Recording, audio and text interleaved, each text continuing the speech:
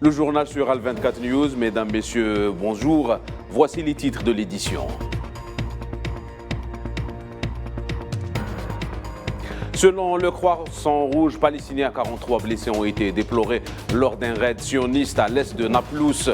Le Conseil de sécurité de l'ONU consacre aujourd'hui une séance de débat sur la cause palestinienne.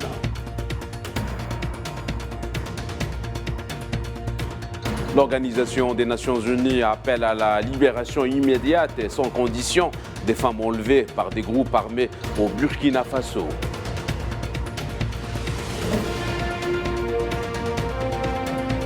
En Ukraine, 16 morts, dont le ministre de l'Intérieur et 2 enfants, après le crash d'un hélicoptère près de Kiev.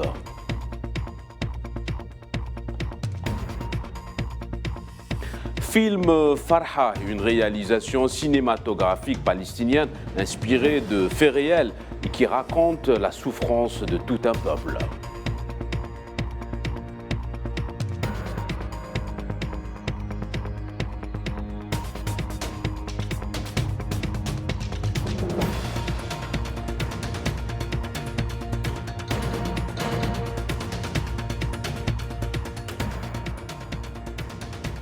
Voilà pour les titres. Bonjour à tous. Pas moins de 43 Palestiniens ont été blessés par des balles de l'armée sioniste et étouffés lors d'un raid sur la ville de Naplouse, dans le nord de la Cisjordanie, selon le Croissant Rouge palestinien. Une nouvelle forme de violence qui témoigne de l'atrocité sioniste.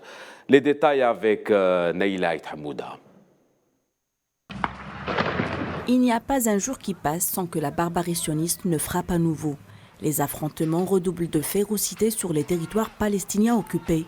Pas moins de 43 Palestiniens ont été blessés par balles de l'armée sioniste et étouffés par l'inhalation de gaz lacrymogène lors d'un raid sur la ville de Naplouse, dans le nord de la Cisjordanie occupée.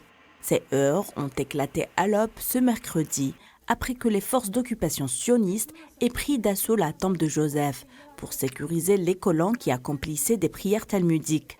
Dans un communiqué, le directeur des ambulances et des urgences du Croissant Rouge palestinien à Naplouse, Ahmed Jibril, a confirmé qu'un jeune Palestinien a été renversé par une patrouille sioniste. Le blessé a été atteint par 6 balles en métal recouvertes de caoutchouc. La source fait état également d'une blessure directe à la bombe à gaz et une blessure par écrasement, en plus de 35 cas de suffocation dus à l'inhalation de gaz lacrymogène. Les exactions sionistes contre le peuple palestinien se poursuivent sans relâche. Les autorités de l'occupation ont démoli 3 habitations palestiniennes dans différentes régions en Cisjordanie occupée. 2 habitations à Ariha, au nord de la ville, dont les propriétaires se trouvaient déjà incarcérés dans les geôles de l'occupation. Ils y ont procédé à la démolition d'une autre maison à El Khalil et une caravane au sud de la ville.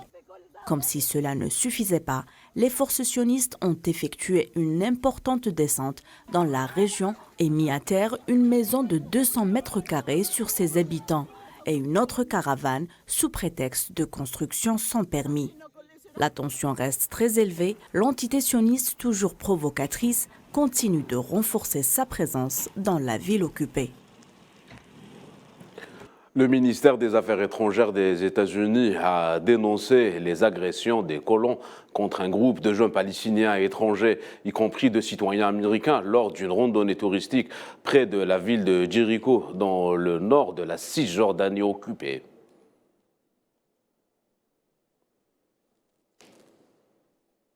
Palestine toujours, le Conseil de sécurité de l'ONU se réunit ce soir sur la situation au Moyen-Orient et la cause palestinienne. Le représentant de l'État de Palestine auprès de l'ONU, Riyad Mansour, a souligné l'importance de maintenir la pression internationale sur l'occupation israélienne pour annuler les mesures illégales prises contre le peuple palestinien. Il a souligné que la pétition signée par des dizaines de pays rejetant les récentes mesures d'occupation contre les Palestiniens est très importante et peut être exploitée pour prendre des positions pratiques de ces pays. L'Algérie, en sa qualité de président en exercice du sommet arabe et membre de la Troïka arabe à New York, a signé avec plusieurs pays une déclaration commune dans laquelle ils réaffirment leur soutien indéfectible à la Cour internationale de justice et au droit international en tant que pierre angulaire de l'ordre international, ainsi que leur attachement au multilatéralisme.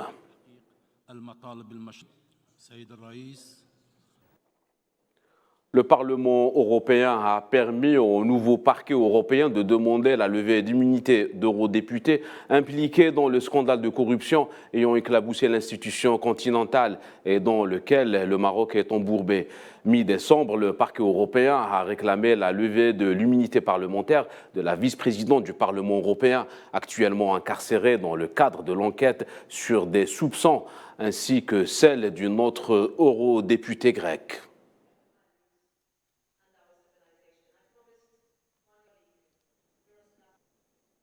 16e congrès du Front Polisario qui a connu une grande affluence internationale en solidarité avec la lutte légitime du peuple sahraoui. Les participants se penchent notamment sur l'élaboration de résolutions politiques, une ligne stratégique adaptée à la nouvelle conjoncture internationale au retour à la lutte armée. Les détails avec Sofiane Baroudi. Le 16e congrès du Front de libération Polisario poursuit ses travaux, célébré cette année dans la conjoncture particulière de la reprise de la lutte armée. Une présence internationale remarquée a démontré le poids grandissant qu'occupe la question sahraoui dans le nouvel échiquier mondial, issu des bouleversements globaux inhérents à la situation post-Covid et aux conflits de haute intensité et en cours sur le vieux continent. Mais aussi à l'émergence de la perspective multipolaire.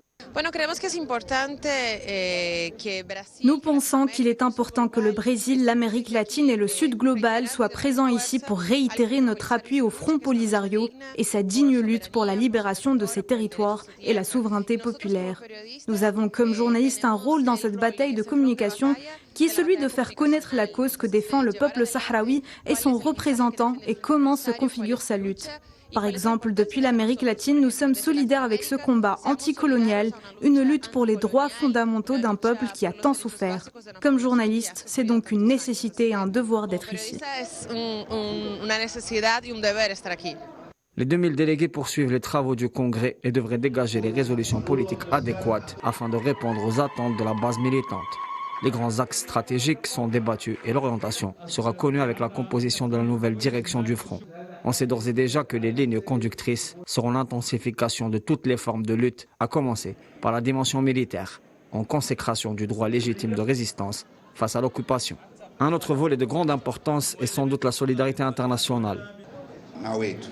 Le support de l'Algérie au peuple sahraoui, c'est sans doute un support très important, mais surtout c'est un support solidaire qui montre que la collaboration entre peuples, ça peut donner aussi la paix à la région, ça peut donner la solidarité internationale et surtout c'est un exemple pour tous les peuples parce que le Maroc, il continue à lutter contre les droits du peuple sahraoui, mais chaque fois on voit qu'il y a plus de support aussi avec la décision de la Chambre de l'Union africaine. Et l'Algérie, sans doute, a un rôle fondamental et je voulais aussi remercier l'Algérie pour son rôle. Les résultats de ce grand rendez-vous politique sont très attendus. Ils devront déterminer l'évolution de la situation dans une phase de haute tension menaçant la stabilité régionale. Mais surtout, à l'ombre de la volonté forcenée des forces d'occupation d'imposer un fait accompli colonial. Et la présidence de la 16e conférence du Front Polisario a décidé de prolonger ses travaux de 2 jours supplémentaires alors qu'elle devait conclure ses activités de mardi soir à mercredi à Dakhla.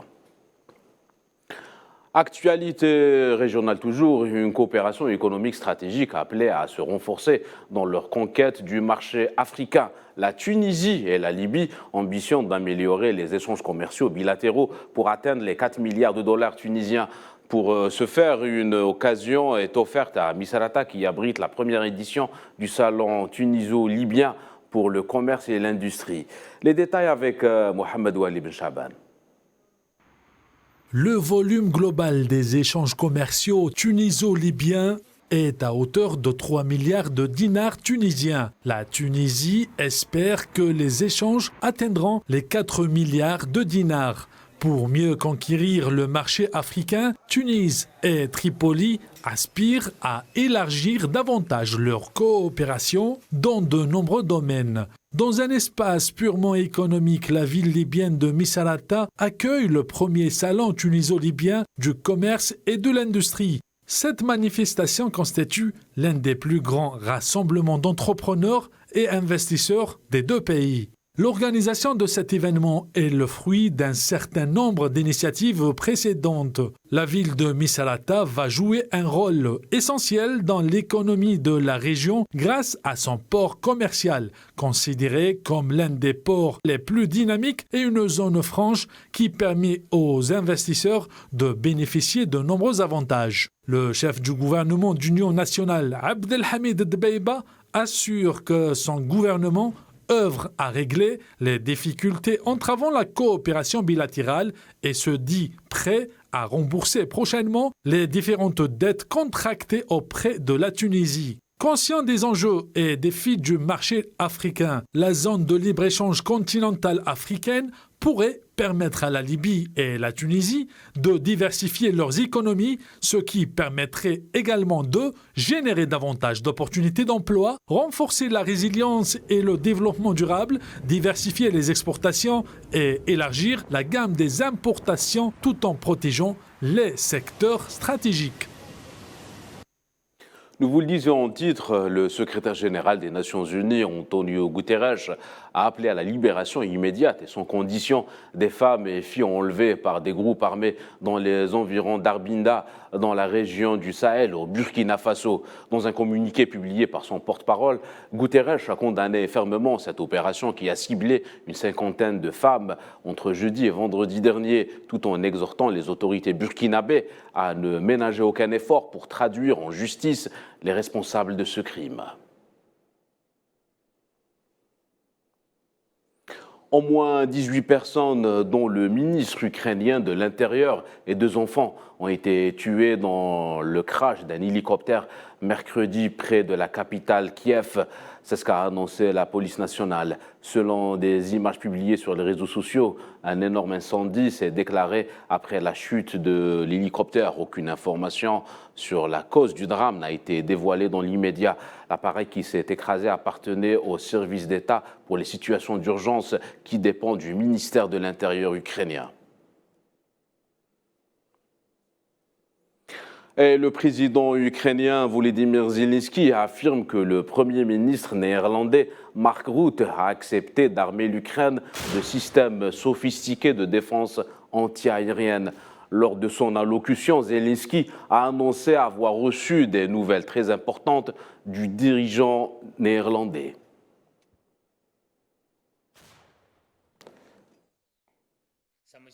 Aujourd'hui, nous avons reçu des nouvelles très importantes du Premier ministre des Pays-Bas, Mark Rutte. Cette nouvelle est en fait une continuation de nos récentes négociations avec lui. Une autre batterie Patriot sera fournie à l'Ukraine. Merci Mark. C'est-à-dire que nous avons déjà 3 batteries garanties. Mais ce n'est qu'un début. Nous travaillons sur de nouvelles solutions pour renforcer notre défense aérienne. Sport football, l'Algérie, première équipe à se qualifier avec brio au quart de finale du CHAN 2022 après sa victoire face à l'Éthiopie 1-0. Une victoire méritée de nos locaux. Les poulains de Bouguera officialisent leur qualification après un sans faute lors de ce premier tour.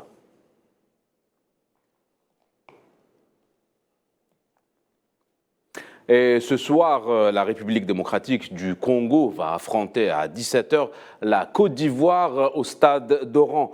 Et à 20h, le Sénégal fera face à l'Ouganda. Les 2 matchs se jouent au stade du 19 mai à Annaba.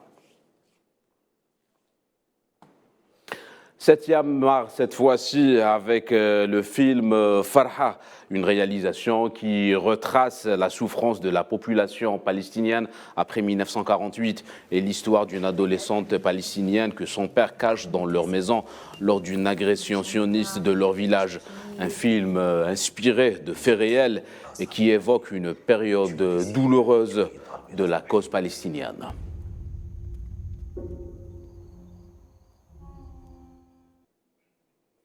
C'est la fin de cette édition. L'information continue sur Al 24 News. Excellent après-midi.